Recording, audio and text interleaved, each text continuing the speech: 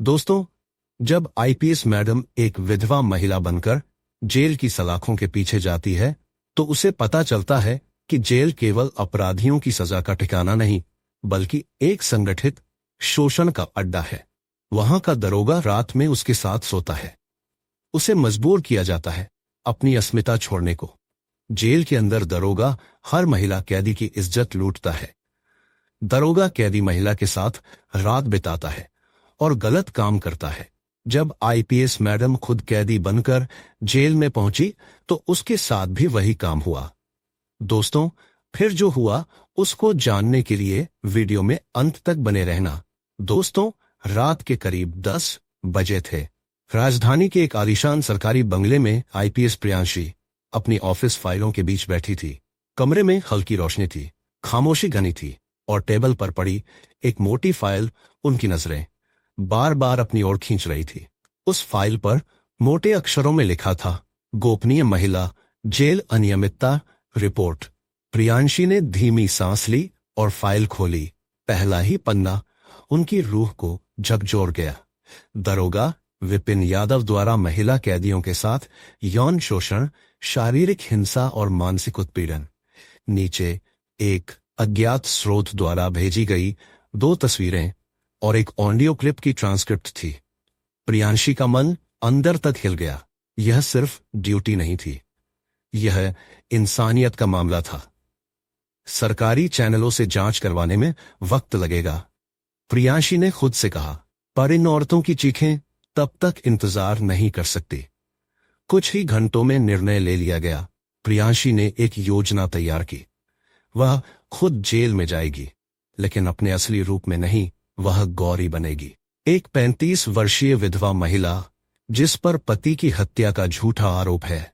नकली एफआईआर, नकली court remand सब तैयार किया गया। बहुत कम अधिकारियों को इसकी जानकारी थी। 3 दिन बाद जेल के बड़े लोहे के गेट से पुलिस जीप अंदर दाखिल हुई।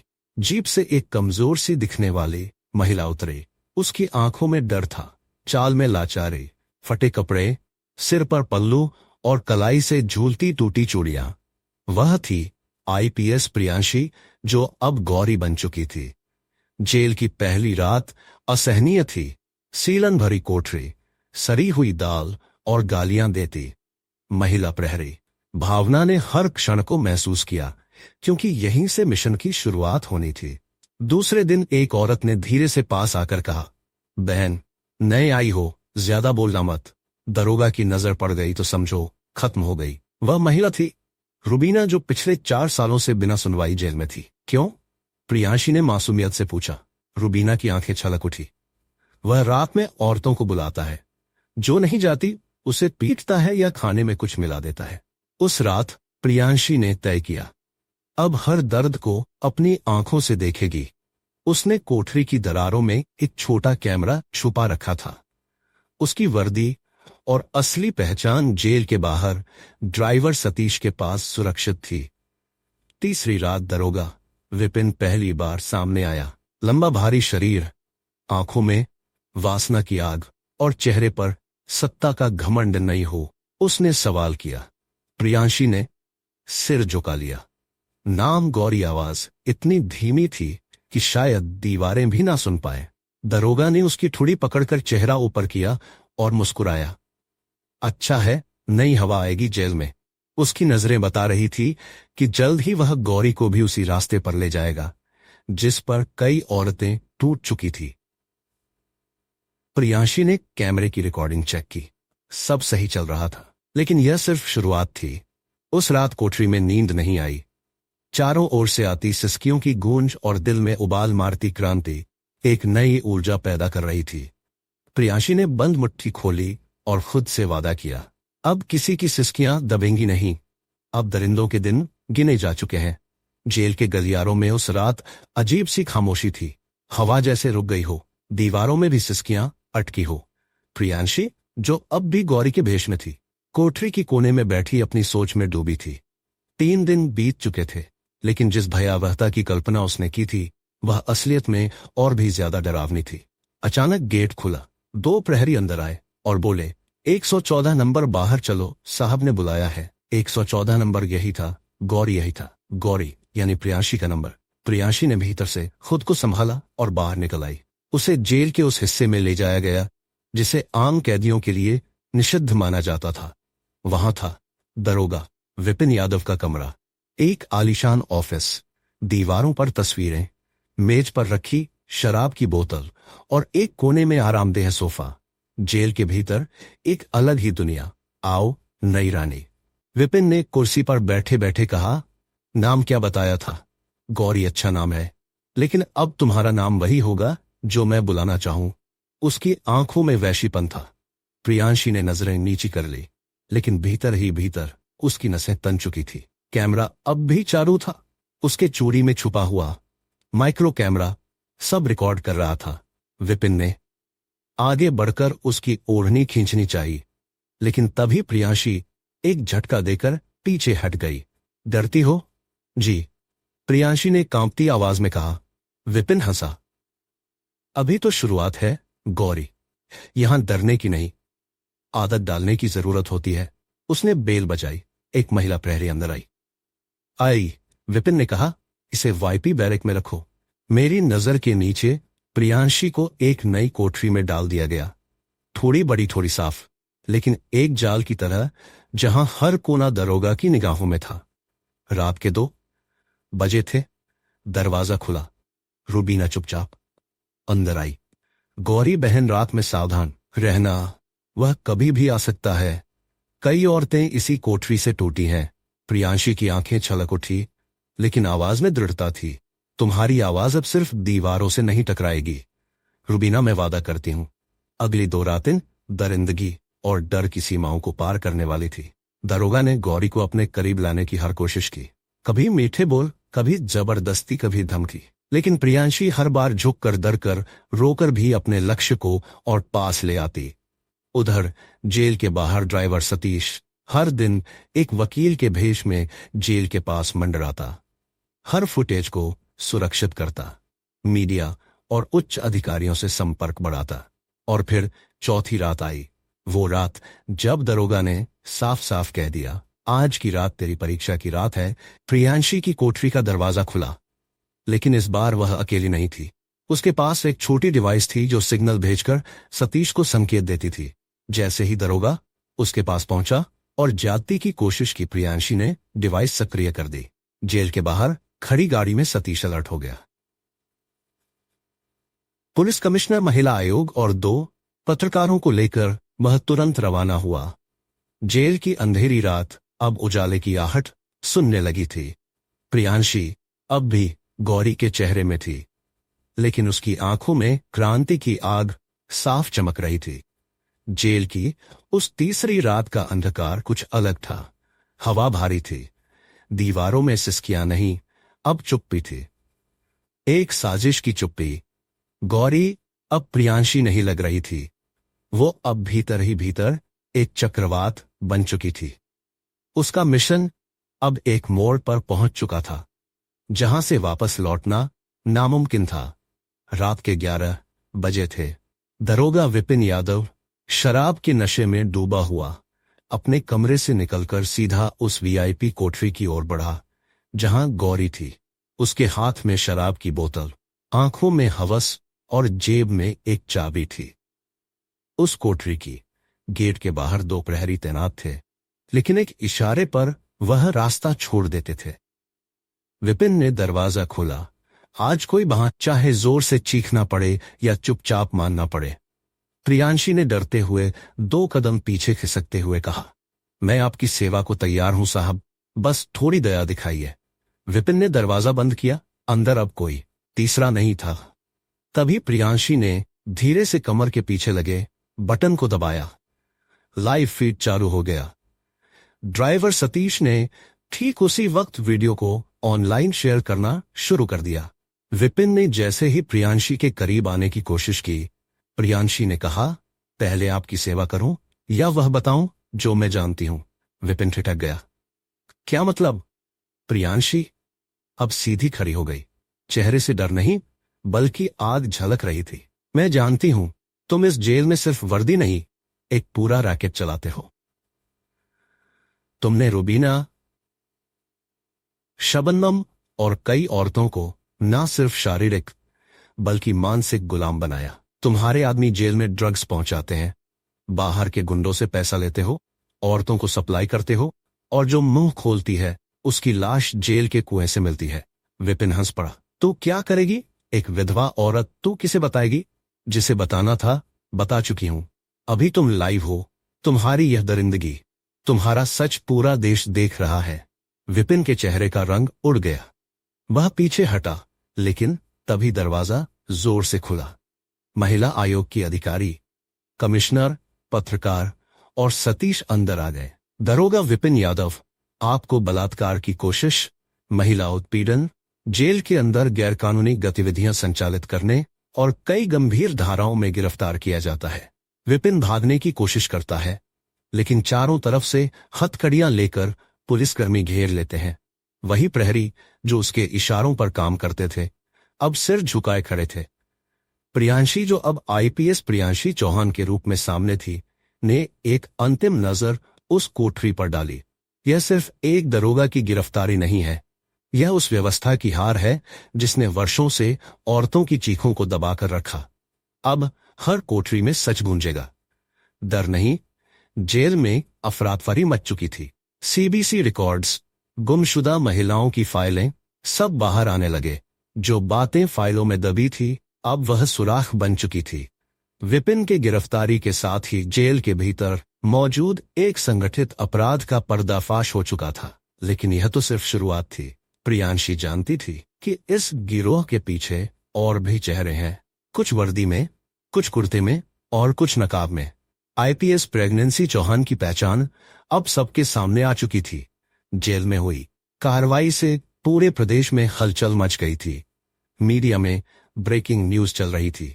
आईपीएस अफसर बनी विधवा महिला किया, जेल में छिपे बलात्कार और ड्रग रैकेट का पर्दाफाश। लेकिन प्रियांशी जानती थी कि विपिन यादव महज एक मोहरा था।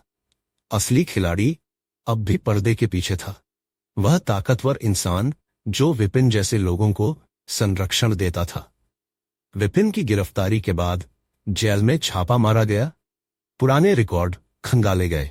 वहां से कई फर्जी नाम, फर्जी रजिस्टर, नशीली दवाओं के पैकेट और दर्जनों गुमशुदा महिलाओं की तस्वीरें बरामद हुई। पर एक चीज ने प्रियांशी को चौंका दिया। एक सीक्रेट डायरी जो विपिन के कमरे में छुपा कर रखी गई थी। डायरी में दर्ज था, मास्टर के निर्देश पर रुबीना को शिफ्ट किया गया।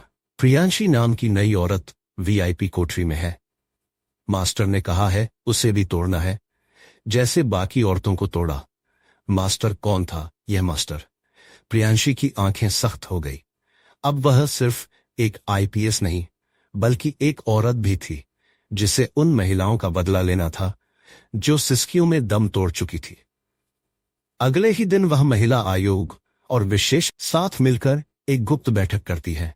वहां उसे पता चलता है कि मास्टर कोई और नहीं बल्कि शहर का एक सम्मानित नेता, विधानसभा में 3 बार का एमएलए राघव त्रिपाठी है। राघव पर पहले भी कई आरोप लगे थे, लेकिन सबूतों के अभाव में वह हर बार बच निकलता था। विपिन भी उसी का आदमी था और जेल में वह रैकेट उसी के इशारे पर चलाता था। विपिन के पास अब पर्याप्त सबूत थे, लेकिन मामला संवेदनशील था। एक चुने हुए जनप्रतिनिधि को सीधे नहीं पकड़ा जा सकता था। प्रियांशी ने अब अगली योजना बनाई। इस बार वह अकेली नहीं थी। पूरे राज्य की स्पेशल टास्क फोर्स एसटीएफ उसकी टीम में थी। योजना थी एक जाल बिछाने की जिसमें मास्टर खुद फंसे। इसी दौरान प्रियांशी को एक कॉल आता है। कॉल करने वाली महिला की आवाज कांप रही थी। मैम, मेरा नाम शबनम है। मैं उसी रैकेट की पीड़िता हूं। मैं जानती हूं मास्टर का ठिकाना, लेकिन मेरी जान खतरे में है। उस कॉल को गंभीरता से लेती है और अगले ही दिन भेष बदलकर बिना सरकारी गाड़ियों के उस महिला से मिलने निकलती है। शबनम उसे एक पुराने फार्म हाउस पर लेकर जाती है, जहां राघव त्रिपाठी अक्सर अपनी विशेष पार्टियों का आयोजन करता है। वहां मौजूद कैमरों, गार्ड्स और सीक्रेट दरवाजों को देखकर प्रियांशी सन्न रह जाती है। यह फार्म हाउस नहीं, एक फार्म हाउस नहीं, अत्याचार का किला था। वहीं दूसरी ओर राघव त्रिपाठी को भनक लग चुकी थी कि प्रियांशी उसके पीछे है। उसने अपने गुर्गों को आदेश दे दिया था, इसे जिंदा मत छोड़ना, आईपीएस है, परतें उधेड़ देगी। प्रियांशी अब एक ऐसे खेल में उतर चुकी थी जहां उसकी वर्दी और उसका मिशन तीनों दांव पर थे, लेकिन उसका निश्चय अटल था। अब फार्म हाउस पर किए गए दौरे और शबनम की गवाही ने प्रियांशी को वह धागा थमा दिया था जिससे पूरे रैकेट की जड़ें खोली जा सकती थी। लेकिन अब खेल बहुत बड़ा और बहुत खतरनाक हो गया था। राघव त्रिपाठी जैसा नेता न सिर्फ ताकतवर था बल्कि चालाक भी। एसएटीएफ के पास अब पर्याप्त सबूत थे, लेकिन हर कदम फूंक फूंक कर रखना था। एक छोटी सी चूक और ना सिर्फ प्रियांशी का मिशन बल्कि जान भी खतरे में पड़ सकती थी।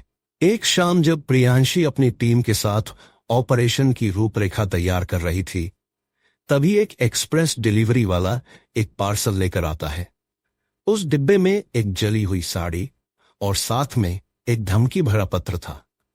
जो आग तूने हमारे अड्डे में लगाई है, वही आग तुझे और तेरे मिशन को राख कर देगी। तू सिर्फ आईपीएस नहीं, अब हमारी दुश्मन है। अगला नंबर तेरा है। प्रियांशी ने पत्र को पढ़ा, लेकिन उसका चेहरा ना डराना कांपा।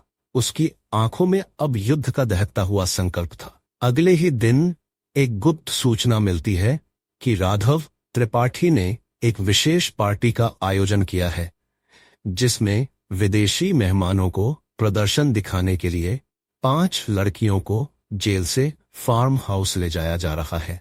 प्रियांशी समझ चुकी थी, यही मौका है, अब नहीं रुका जा सकता। रात 9 बजे ऑपरेशन काली रात शुरू होता है। प्रियांशी पूरी टीम के साथ फार्म हाउस की तरफ रवाना होती है, लेकिन रास्ते में एक पुल पर ट्रक आकर उनकी गाड़ी से टकरा जाता है। ड्राइवर सतीश की मौके पर ही मौत हो जाती है। प्रियांशी बुरी तरह घायल हो जाती है, लेकिन होश में रहती है। यह एक सोची समझी साजिश थी। ट्रक ड्राइवर बाद में पकड़ा जाता है और पूछताछ में बताता है कि उसे ऊपर से आदेश था, आईपीएस मैडम को रोकना है कैसे भी हो। प्रियांशी को तुरंत अस्पताल ले जाया जाता है, लेकिन ऑपरेशन अब अधूरा नहीं छोड़ा जा सकता था। होश में आते ही वह दर्द से कराते हुए कहती है, मेरे साथियों को कॉल करो, ऑपरेशन जारी रहेगा, मैं खुद चलूंगी, चाहे स्ट्रेचर पर क्यों ना जाना पड़े। हॉस्पिटल से निकलते वक्त प्रियांशी का चेहरा सफेद पट्टियों से ढका था, लेकिन उसकी आंखों में लौ थी। एसएटीएफ की टीम ने पूरा फार्म हाउस चारों तरफ से घेर लिया। अंदर पार्टी चल रही थी। विदेशी मेहमान राघव उसके गुरे ऑल अनवेयर। जैसे ही घड़ी ने रात के 12 बजे आए, दरवाजे टूटे, गोलियां चली, चीख पुकार मच गई। राघव त्रिपाठी को पीछे के दरवाजे से भागते वक्त गिरफ्तार कर लिया गया। वहां से 5 लड़कियां आजाद कराई गई, जिनमें से एक रूबीना थी जो पहले मरी हुई घोषित कर दी गई थी। यह सिर्फ एक छापा नहीं था, यह एक प्रियांशी के संघर्ष ने यह दिखा दिया कि जब एक औरत न्याय के लिए उठती है तो सिस्टम की चूलें हिल जाती हैं। उसने न सिर्फ फार्म हाउस से लड़कियों को निकाला, बल्कि पूरे प्रदेश में मानव तस्करी और जेल रैकेट के जड़ों को उखाड़ फेंका। लेकिन युद्ध अब भी बाकी था, क्योंकि राघव जैसे कई मास्टर अभी भी सत्ता की छाया में छिपे थे और प्रियांशी का अगला कदम होगा उनकी पहचान उजागर करना। आईपीएस प्रियांशी चौहान के ऑपरेशन काली रात की सफलता के बाद देश भर में तहलका मच गया। हर न्यूज चैनल, हर अखबार उसकी बहादुरी की मिसाल दे रहा था। लेकिन प्रियांशी जानती थी कि युद्ध अभी पूरा नहीं हुआ। राघव त्रिपाठी जैसे दरिंदे सिर्फ एक मोहरा थे। असली युद्ध उस मानसिकता से था जो सत्ता की आड़ में औरतों को वस्तु समझती थी। राघव की गिरफ्तारी के बाद न्यायालय में सुनवाई शुरू हुई। कोर्ट के बाहर जनता का हुजूम नारे लगा रहा था, आईपीएस प्रियांशी जिंदाबाद, बलात्कारियों को फांसी दो, नेताओं की आड़ में पाप नहीं चलेगा। प्रियांशी खुद कोर्ट में पेश हुई। उसने मजबूती से कहा, माननीय न्यायालय, मैं बताना चाहती हूं कि राघव त्रिपाठी जैसे अपराधियों को समाज में सम्मानित नेता के रूप में देखने की भूल हमारी सबसे इन्हीं लोगों ने जेल को शोषण का अड्डा बना दिया था। इन्हीं लोगों ने महिला कैदियों को बलात्कार, तस्करी और ड्रग्स के जाल में धकेला। मैं आज कोर्ट से आग्रह करती हूं कि इस अपराधी को सिर्फ कानून के अनुसार नहीं, इंसानियत के अनुसार सजा दी जाए। प्रियांशी के बयान के बाद कोर्ट में सन्नाटा छा गया, लेकिन गवाहों, वीडियो फुटेज और जीत रिकॉर्ड के चलते अदालत ने राघव त्रिपाठी को बलात्कार, मानव तस्करी, हत्या की साजिश और भ्रष्टाचार जैसे संगीन अपराधों में आजीवन कारावास की सजा सुनाई। यह फैसला सिर्फ एक इंसाफ नहीं था, बल्कि पूरे सिस्टम को एक संदेश था। सत्ता का दुरुपयोग अब नहीं चलेगा। प्रियांशी को गृह मंत्रालय की ओर से शौर्य पदक से नवाजा गया, लेकिन वह कोई उत्सव नहीं मनाना चाहती थी। वह सीधे उन लड़कियों से मिलने गई जिन्हें उस रैकेट से आजाद कराया गया था। रूबीना, शबनम और बाकी लड़कियां अब पुनर्वास केंद्र में थी। उन्होंने प्रियांशी को देखते ही कहा, मैम, आपने हमें इंसान होने का एहसास दिलाया। आपने वह किया जो हमारे अपने भी नहीं कर पाए। प्रियांशी की आंखें भर आई। उसने उन्हें गले लगाया और कहा, अब तुम सिर्फ बची हुई जिंदगी नहीं, नई जिंदगी जियोगी। कुछ महीने बाद प्रियांशी को केंद्र सरकार से एक प्रस्ताव मिला, राष्ट्रीय महिला सुरक्षा आयोग की विशेष अध्यक्ष बनने का, पर उसने विनम्रता से मना कर दिया। वह जानती थी उसका असली मैदान वही है जहां जुल्म होता है, जहां इंसाफ की जरूरत है। एक रिपोर्टर ने प्रियांशी से आखिरी सवाल पूछा, मैम, क्या आपको डर नहीं लगता इतने ताकतवर दुश्मनों से? प्रियांशी मुस्कुराई और बोली, जब एक औरत विधवा बनकर जेल जा सकती है तो कोई भी औरत सिस्टम बदल सकती है। और उसी मुस्कान के साथ इंसाफ की एक नई सुबह शुरू हो गई।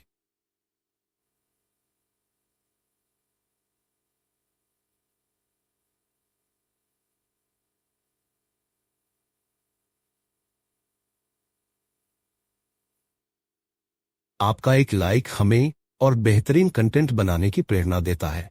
इस वीडियो को अपने दोस्तों और परिवार के साथ शेयर करें। हो सकता है यह वीडियो किसी की मदद कर सके। अगर आप हमारे चैनल पर नए हैं तो जल्दी से सब्सक्राइब कर लें, क्योंकि हम आपके लिए ऐसी ही जबरदस्त जानकारी लाते रहते हैं।